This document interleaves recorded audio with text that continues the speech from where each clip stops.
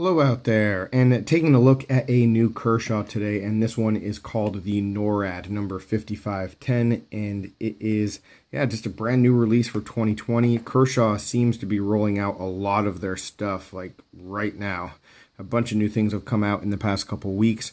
This one was the one that I had earmarked to really go after because it just has the aesthetics, right?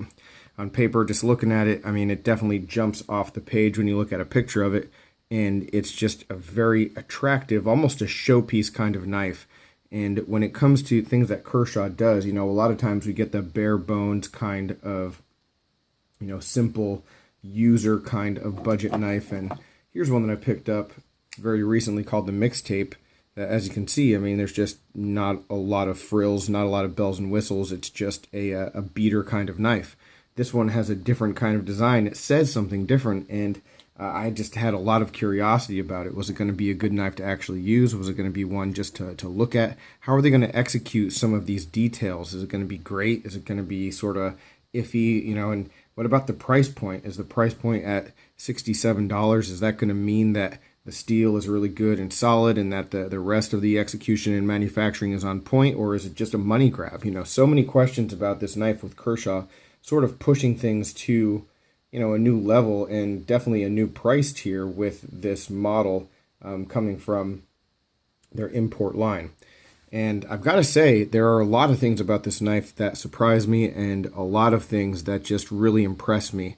And I don't know if Kershaw is just playing to my tastes or if it's just lining up just pretty nicely and luck of the draw, but there are just a number of details that I'm very fond of with this knife. Let's get started with some of the specs and size comparisons. Taking a look at it, it is a little bit larger than a lot of the stuff that you see on this channel. A cutting edge of right around 3.5 inches, so we're looking at overall over like right around 8 inches actually. So if we're bringing in some other knives, some other Kershaws, here's the dividend. We'll line that up. Definitely a big size difference there. A knife that I was thinking a lot about versus this was the Domino, which is a little bit smaller, but just, I don't know, the blade shape for a minute just made me think about that. Here's a really good comparison. When you talk about philosophy, these two knives have a lot of similar aspects, but a completely different place they're coming from. Overall length and cutting edge, though, very similar on those. And then let's bring in the Paramilitary 2, as always. There you go. All right, so this isn't a large knife that's outside the realm of what I have, but I don't really have too many knives in this size. And a lot of the knives, like the ones you just saw, like the bare knuckle and the PM2, the ones that I have that are this length overall, they're not quite as broad, not quite as tall, that sort of thing.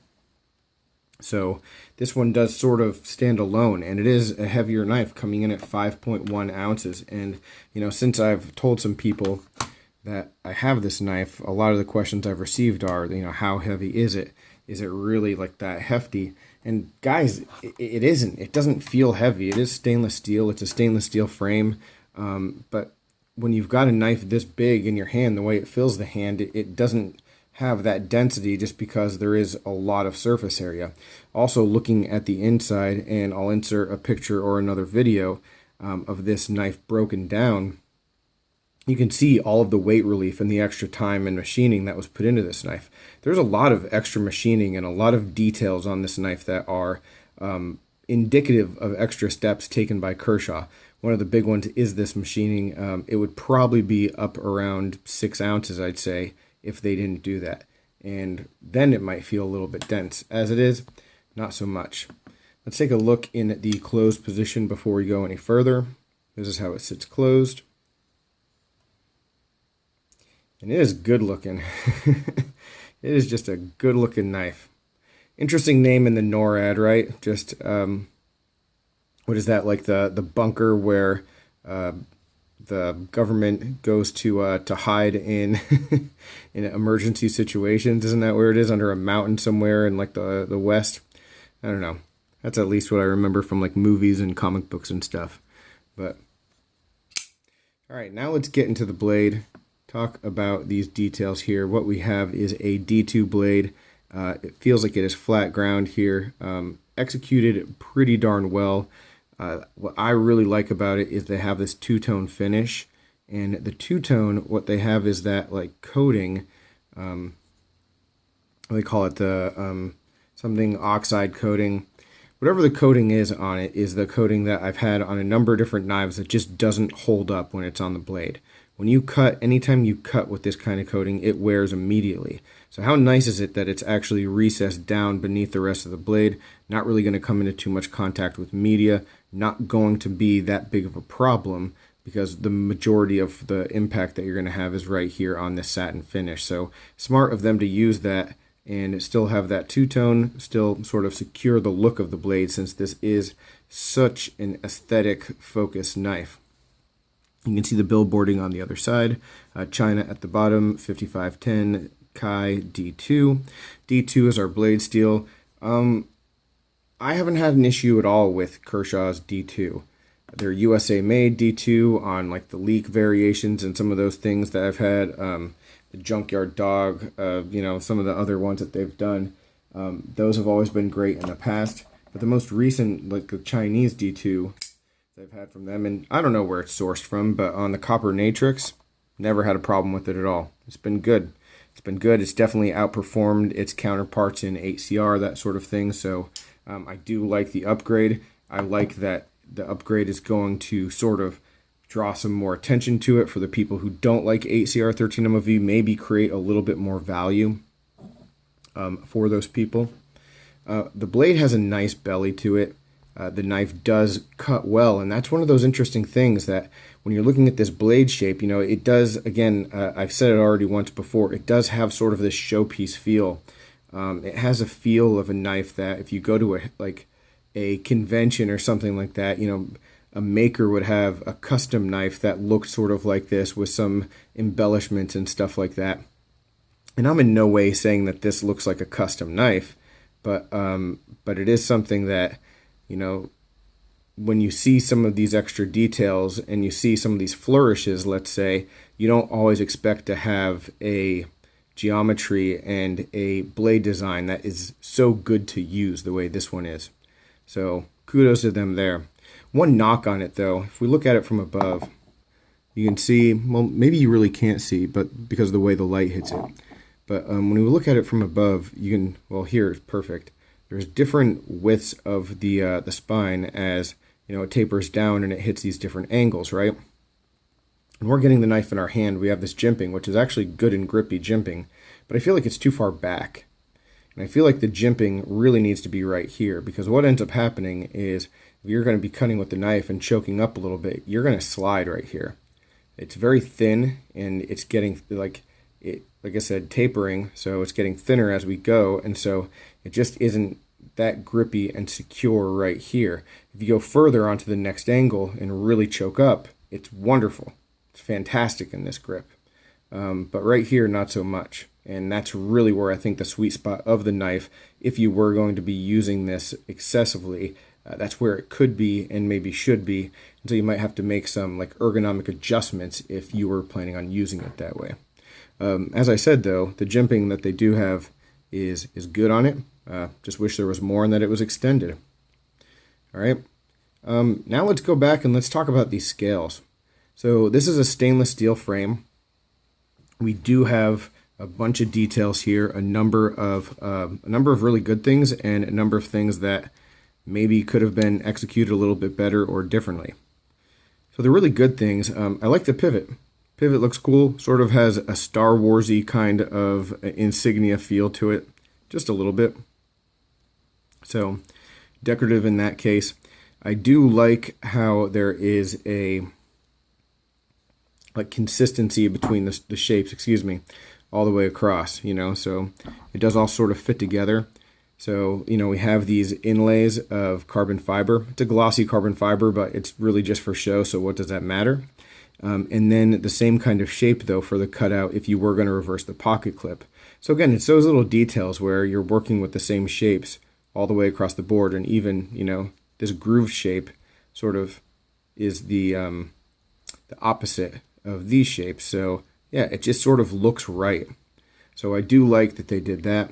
One knock on it, and you won't be able to see it now because I was able to just sort of pick it out, but a lot of like the glue or whatever, the epoxy that was used in order to put these inlays in was sort of peeling out the edges.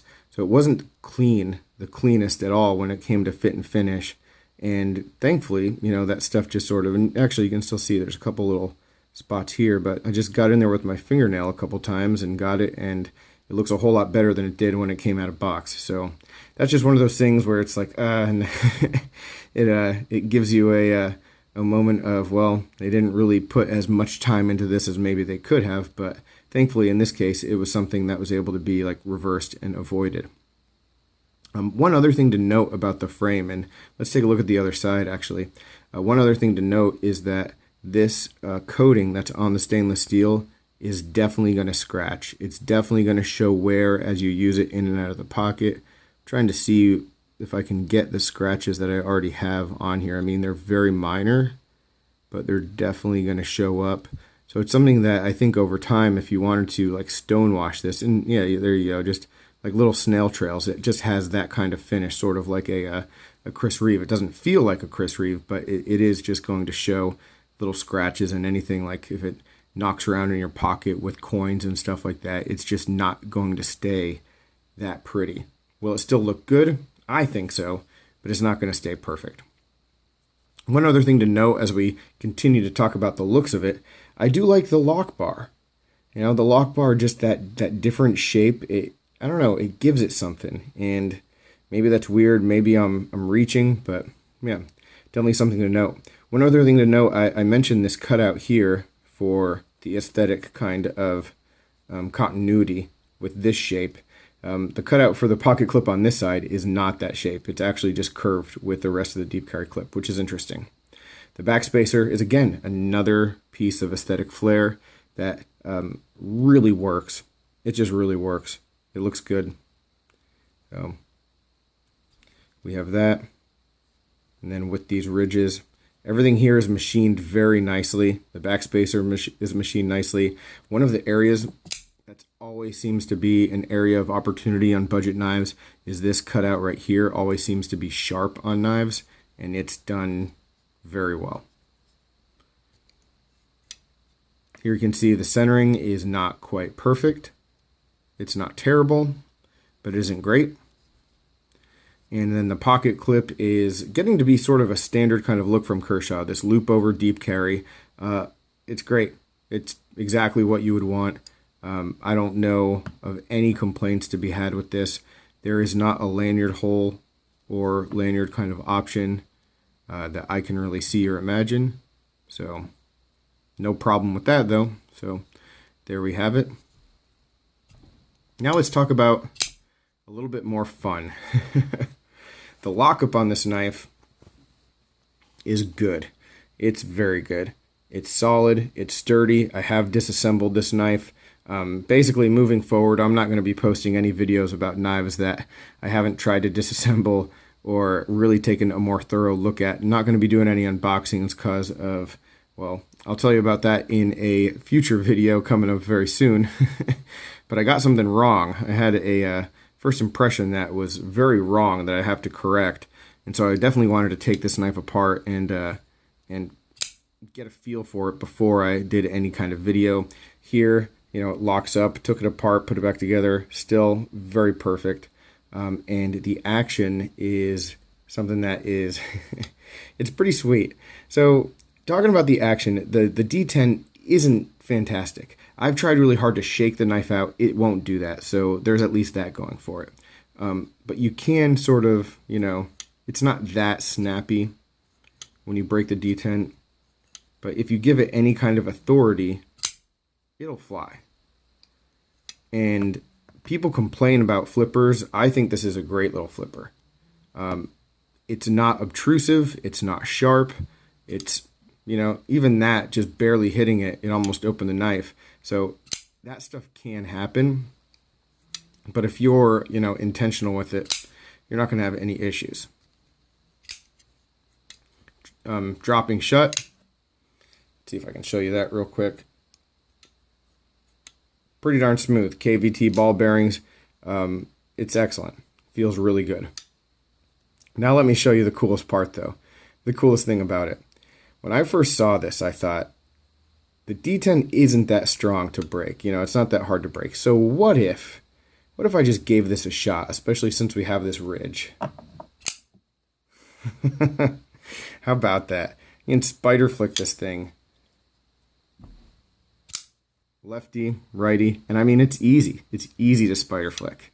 And so you can actually like slow roll it. You can thumb flick it. You can just get right in there. Piece of cake. And it's one of those like multiple ways of deployment kind of thing that you wouldn't expect looking at it. So I know that there are some questions from some people about this flipper. Is it going to be big enough? Am I going to be able to actuate it? Yada, yada, yada. Dude, this is good, and I personally like it a lot. But if you don't, you're able to get in here and do that. It's a very nice surprise. It makes it a pretty cool knife. And I wonder about this kind of thing. I wonder if it's something that when Kershaw designs this, if they know that that's going to happen, or if that just is like something that happened and they didn't even realize, hey, I'm making a knife that you can spider flick it, but it doesn't even have a thumb stud anywhere. Whatever it was, intentional or not, it is a pretty nice surprise when it comes to this knife.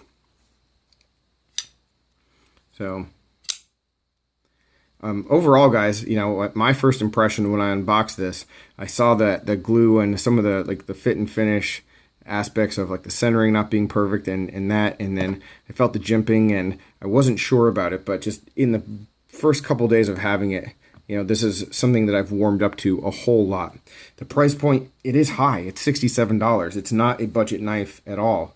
But I think that when you're Kershaw and you're putting out something that looks like this and it seems to perform, you know, on this level, I think that you're providing value. And, you know, if we're going to have the debate about D2 and we're going to have the debate about all these different, you know, other options, I get it. You know, you could get a CJRB with D2 steel. You get two of them for the price of one of these. Two of them. So I get it. You know, this is a little bit more of a showpiece. But if you want something that is extremely good looking and is still going to be pretty functional, it's a good knife, and it's a Kershaw. I like it a lot. I know that there might be better ways to spend your money and save a little bit and still get a very good knife.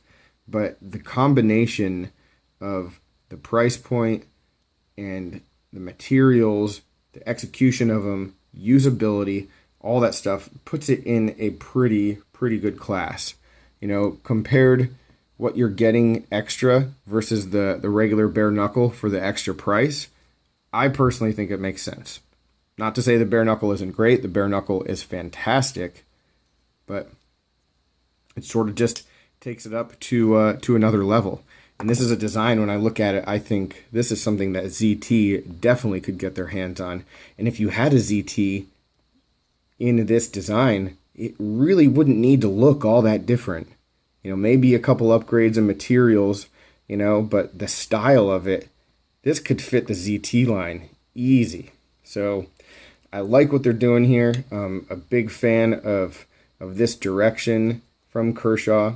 Hope to see more of it. And yeah, looking forward to what comes next. But any questions, comments, complaints, suggestions, let me know, guys. Really appreciate you watching this one and checking it out. Take care and have a good one.